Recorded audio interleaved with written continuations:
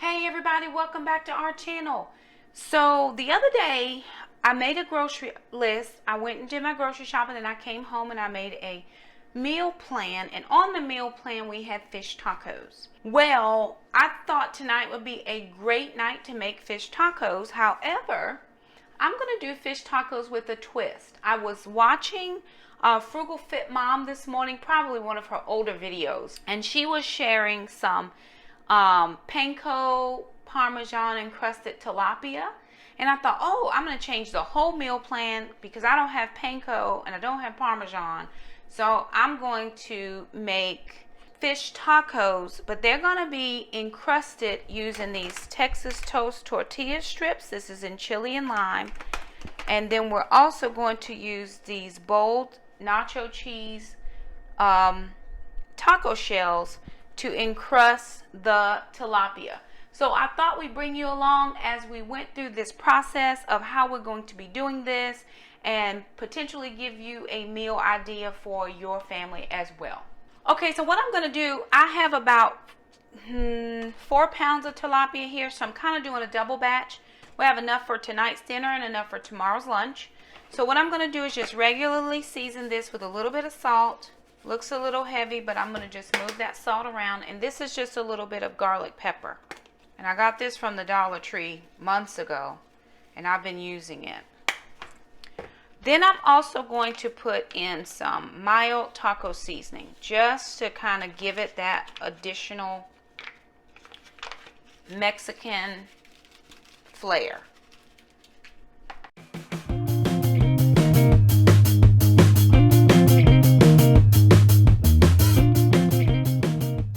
Okay, what I'm going to do now is I'm going to just move the fish out of the way. I've kind of marinated in the spices, and so you can tell, or you can see that it is well coated. Everything is coated with the taco seasoning and the salt and the garlic and the pepper. So I'm going to move that over to the side, and I'm going to move a few other things out of the way as well, and then I'm going to bring forward my food processor. So I did go ahead and scan these. These are this is Texas toast tortilla strips in a chili lime flavor. 18 or 19 of these is 1 smart point. So they're good on smart points. The nacho cheese taco shells are 2 for 6 points. And since I'm using enough to cover 4 pounds, so we'll see how many of these we're going to use.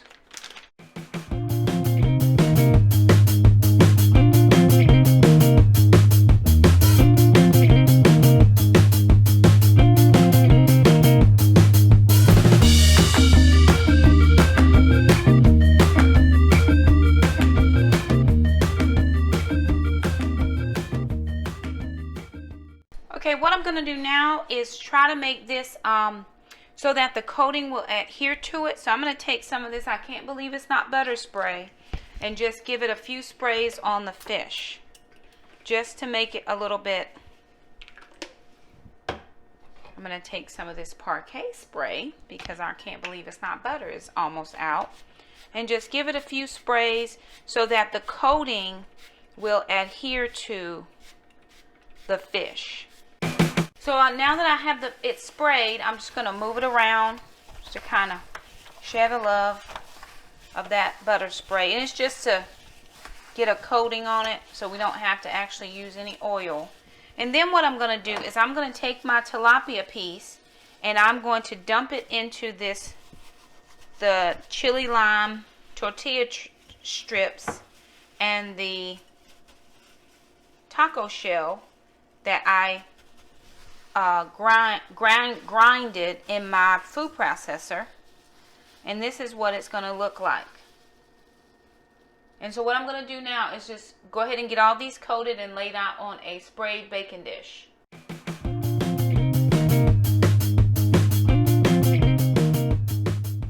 Okay, you guys, so I have all of the fish. It's 1, 2, 3, 8, 10, 14 fillets.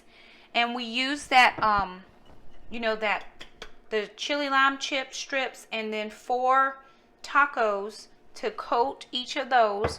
So I think if I were going to try to guesstimate it, I'd probably count it as maybe 4 points 5 would be a stretch because there's no oil on it, and it's just 18 of those strips was 1 point.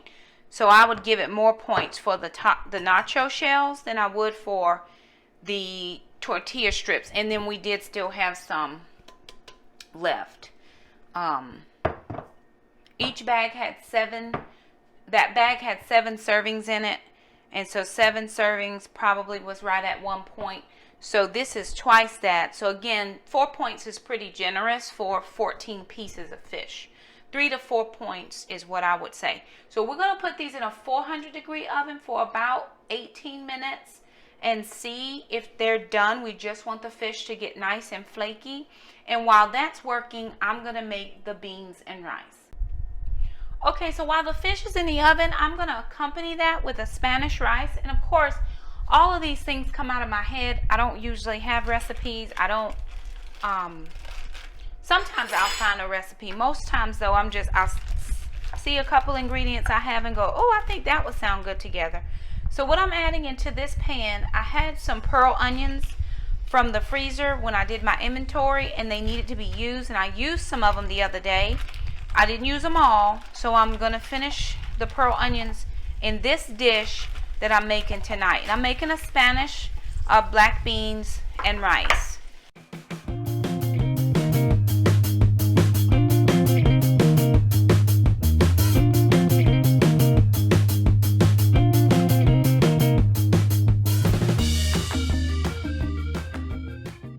Okay, so we decided we didn't like the look of the round onions. So I actually just put them in my food processor and let them blend for a few minutes. Actually, it was just one little turn. And so we now have chopped onions. The next thing I'm going to add to that is some long grain and wild rice that I got from Uncle Ben's. I had this in my pantry. It was one of my pantry items. It's just 90-second microwave. It's not Mexican rice, but I'm going to make it Mexican. So what I'm going to do, we went ahead and we just microwaved it.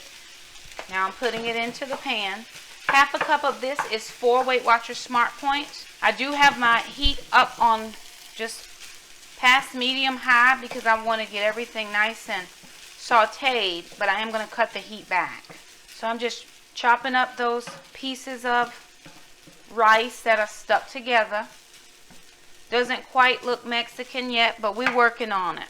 So the next thing I'm going to add is a few tablespoons of salsa, whichever is your preference or your fave. Salsa, this paste salsa, I think it's 0 Smart Points. I'll have to check it. So that's 4 tablespoons. And I'm just going to stir that between this rice and onions. Turn my heat back just a hair. And to this, I'm going to add in 1 wedge of the Laughing Cow cheese. I did have some spicy queso in there that we took out the other day, but this was the last of this one. So normally I would use the spicy queso just to kind of go with the Mexican theme. And we just want to make it a little bit thick, a little bit cheesy. So we're adding that in. And we're going to add the last of the Gordo's cheese dip. 1 tablespoon of this is 3 Smart Points. No, 1 tablespoon of this is 1 Smart Point. 2 tablespoons is 3 Smart Points. So I'm going to say that this qualifies as 1 tablespoon. And I'm going to throw some of this into the thing just to get all of my cheese out. Whoop, hot. So whatever was left in there, prayerfully we got it out.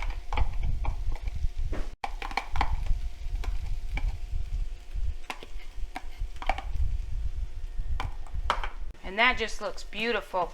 You could eat this by itself with nothing else added. But I am going to add the beans.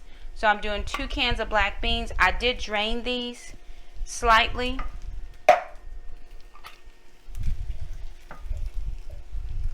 And I'm just going to do a half a cup of water.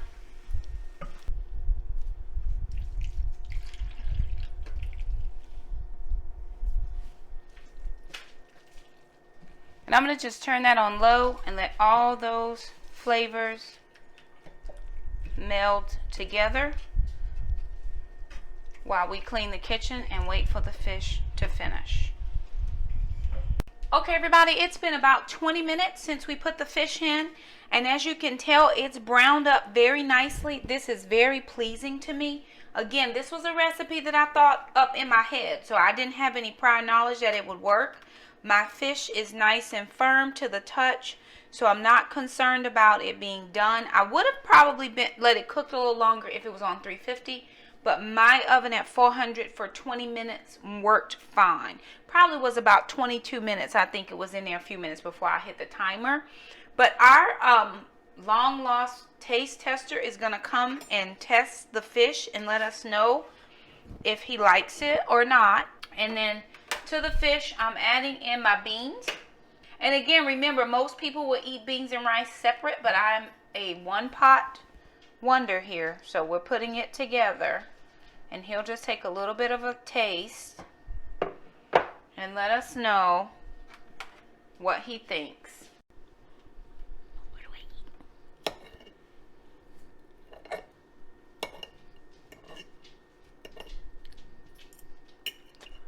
It's hot.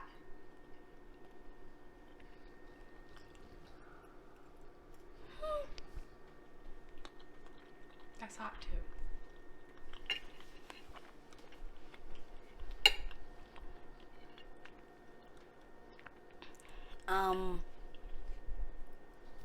This is actually really good. The fish is a bit tender, so it might slide off your fork, but it's actually really good. And this, well, it's hot, but I got my beans with white butter together, then separate. So you should really try this. That's my honest review. Okay, everybody, so that's the honest review from the reviewer. He said this tastes pretty good. I'm actually very pleased at the way it turned out. Like I said, it browned up very nicely with no problems. It is one of those ways to kind of solve the I don't fry anymore because of Weight Watchers. And I think this is a good, anything I can find that I could use as a breadcrumb. Probably if I had croutons, I would use that with a little bit of Parmesan cheese if I wanted to do more like of Italian style.